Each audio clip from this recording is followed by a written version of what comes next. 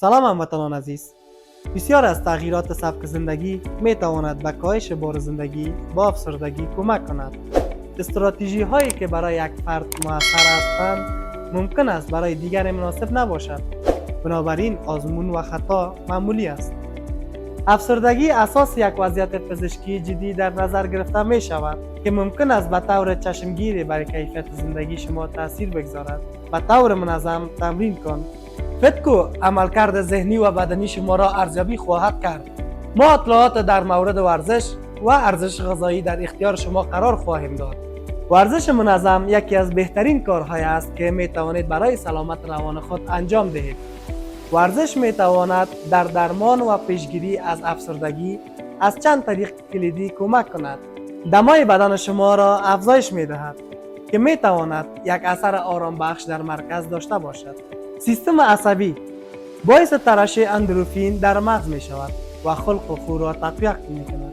پاسخهای سیستم ایمنی را کاهش می دهد که ممکن است افسردگی را بدتر کند. همه انواع ورزش های بدنی می تواند به درمان افسردگی کمک کند، اما حرکت منظم می تواند به شما کمک کند تا از مزایای آن بهره مند شوید. برای ورزش بیشتر می توانید به یک تیم ورزشی یا استودیو مانند یوگا یا کیک بوکسینگ بپیوندید، جایی که بخش از یک جامعه و فعال خواهد بود. به جای آسانسور از پله بروید.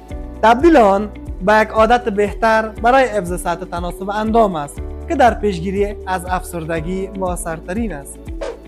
این مکمل ها می تواند به شما در کاهش افسردگی کمک کند. ویتامین B6 برای ساخت انتقال دهنده های عصبی سروتونین، دوپامین و ملاتونین مورد نیاز است. این مواد شیمیایی مغز مسئول خواب آرام و ایجاد احساس لذت، شادی و آرامش در ما هستند. ویتامین B6 برای کمک به پردازش امینو اسیدهای سازنده این مواد شیمیایی مغز به بدن شما کمک می کند. ویتامین B9 یا فولاد در تولید سروتونین، دوپامین و نوروپینفرین نقش دارد. این انتقال دهنده های عصبی به تنظیم خلق و خو و کنترل پاسخ بدن به استرس کمک می کند. ویتامین B12 کمبود B12 همچنین می تواند منجر به کمخونی خطرناک شود و نشان داده شده است که باعث تحریک پذیری، افسردگی و تغییرات شخصیتی می شود.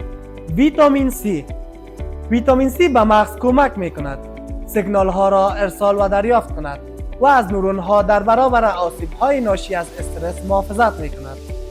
اگر سیگنال دهی مغز به هر دلیل مختل یا خراب شود، می تواند باعث ایجاد مشکلات مختلف و زوال عقل شود. ویتامین دی به تنظیم متابولیسم سروتونین کمک می کند و نقش مهمی در چرخه خواب و بیداری دارد. کمبود ویتامین دی می تواند به خواب رفتن یا ماندن در خواب را دشوار کند که تأثیر منفی بر تولید سروتونین دارد. افراد مبتلا به افسردگی اغلب دارای سطوح پایین ویتامین دی است و پر کردن ذخایر می تواند به کاهش علائم کمک کند. ممنون از حضور شما تا پایان ویدیو. لطفا لایک و اشتراک گذاری ویدیو را با دوستان فراموش نکنید. لایک شما به همه افراد اطراف کمک می کند تا اطلاعات سودآور و معتبر را به دست آورید. تناسب اندام با مربی فتکو.